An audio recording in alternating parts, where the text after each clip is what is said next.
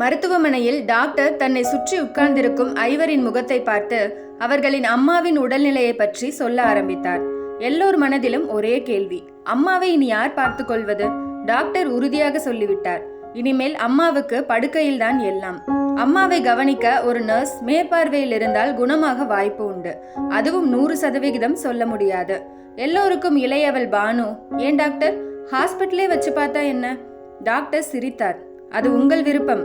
ஆனால் நோயாளியின் கண்டிஷனை சொல்லிவிட்டோம். அவர்களின் இறுதி காலத்தில் உங்களுடன் இருப்பதுதான் முறை. அதனால்தான் வீட்டுக்கு கூட்டி சொல்கிறோம். அதற்கு மேல் உங்கள் விருப்பம். டாக்டர் எழுந்து அவர் அறையை விட்டு வெளியே அடுத்த நோயாளியை பார்க்க சென்றார்.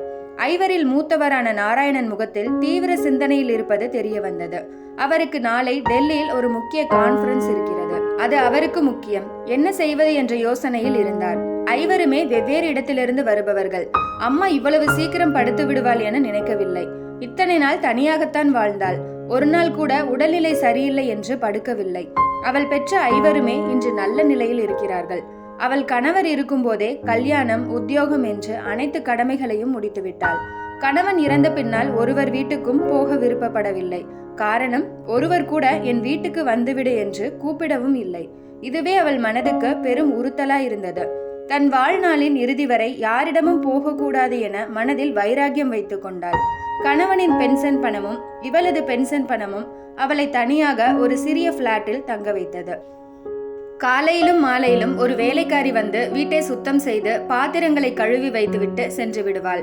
மாலை வீட்டின் முன்புறம் ஒரு உலாவல் முடிந்த பின் வீட்டின் பின்புறம் ஒரு நாற்காலியை போட்டு தெருவை வேடிக்கை பார்க்க உட்கார்ந்து விடுவாள்.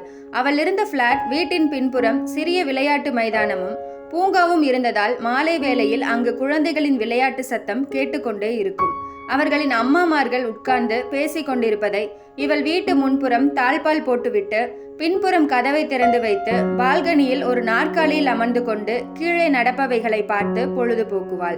வாரம் ஒரு முறை இவள் மகன்களும் மகள்களும் வந்து முகத்தை காட்டிவிட்டு அவசரமாய் கிளம்பி விடுவர். அப்படித்தான் ஒரு மாலை வேளையில் வேடிக்கை பார்த்து கொண்டிருந்து விட்டு எழப்போனவள் திடீரென்று மயக்கம் வருவது போல தலை சுற்றி கீழே விழுந்தாள். யாருக்கும் அப்பொழுது தெரியவில்லை. விளையாண்டு கொண்டிருந்த ஒரு குழந்தையின் தாய் மேலே பார்க்க முதலில் ஒரு துணி மூட்டை தான் கிடந்தது போல நினைத்தவள் உற்று பார்த்தவுடன் அது ஒரு உருவம் என தெரிய மற்றவர்களை அழைத்து காட்ட அங்குள்ளவர்கள் அவசரமாய் மேலேறி வந்து கதவை உடைத்து உள்ளே வந்து பால்கனியில் விழுந்து கிடந்த இவளை மருத்துவமனையில் சேர்த்தார்கள். அதன்பின் அவர்களின் இரண்டாம் மகன் சற்று தள்ளி ஒரு பிளாட்டில் இருப்பது தெரிந்ததால் அவருக்கு போன் செய்து வரவழைத்தார்கள். நாராயணன் தன் தம்பி தங்கைகளை பார்த்து, நான் டெல்லி வரை அவசரமா போக வேண்டியிருக்கு, வந்தவுடன் பேசிக்கலாம் சொல்லிவிட்டு விறுவிறுவென கிளம்பினார். அம்மா இப்படி கிடைக்கையில இவருக்கு அப்படி என்ன டெல்லியில வேலை?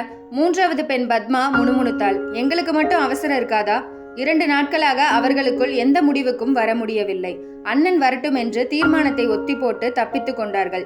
ஐவரையும் வளர்த்து அனைத்தும் செய்து கொடுத்தவளை ஒரு 3 மாதம் அல்லது 4 மாதம் வைத்துக் கொள்ள அவர்களுக்கு மனம் இல்லை. டெல்லியிலிருந்து திரும்பியிருந்த நாராயணன் எப்படியும் தம்பி தங்கைமார்கள் இதற்குள் ஒரு முடிவு எடுத்து அம்மாவை கூட்டிக் கொண்டு போயிருப்பார்கள் என முடிவு செய்திருந்தவர் இவருக்காக எந்த முடிவும் எடுக்காமல் இவர்கள் காத்திருந்ததை பார்த்தவுடன் வந்த கோபத்தை ஹாஸ்பிட்டல் என்பதால் அடக்கி கொண்டு மேற்கொண்டு என்ன செய்வது என அவர்களுடன் கலந்தாலோசிக்க ஆரம்பித்து விட்டார். கடைசியாக அந்த பிளாட்லேயே அம்மாவை வைத்து ஒரு நர்ஸ் ஏற்பாடு செய்து கொள்ளலாம். தினமும் ஒருவர் அங்கு சென்று பார்த்து கொள்ளலாம் எனவும் முடிவு செய்தனர். ஆகும் செலவுகளை பங்கிட்டு கொள்ளலாம் என முடிவு செய்தனர். காலையில் கம்பீரமாய் இந்த ஐவரும் டாக்டரை பார்த்து அம்மாவை டிஸ்சார்ஜ் செய்து கொள்கிறோம் என சொல்ல டாக்டரும், குட், அம்மாவை யார் வீட்டுக்கு கூட்டிட்டு போக போறீங்க என்று அக்கறையுடன் கேட்டார். இவர்கள் இந்த திட்டத்தை சொன்னார்கள். அவருக்கு இவர்கள் மேல் வந்த வெறுப்புடன் ஒன்றும் பேசாமல் அந்த அம்மாள் படுத்திருந்த அறைக்குள் நுழைந்தார். மெதுவாக அம்மா அம்மா என்று கன்னத்தை தட்ட எந்த அசைவும் இல்லாமல் இருப்பதை பார்த்தவர் மெல்ல நாடியை தொட்டு பார்க்க அவர்கள் இறந்து போயிருப்பது தெரிய வந்தது. டாக்டர் கவலையுடன் அவர்களை பார்த்து விஷயத்தை சொன்னாலும் மனதுக்குள் நல்லபடியாக சேர்ந்தார்களே என்று நிம்மதியானார்.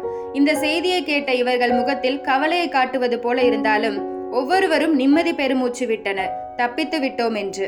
அது எப்படியோ அவள் கடைசி வரை தன் வைராகியத்துடனே யார் வீட்டுக்கும் போகாமல் போய் சேர்ந்திருக்கிறாள்.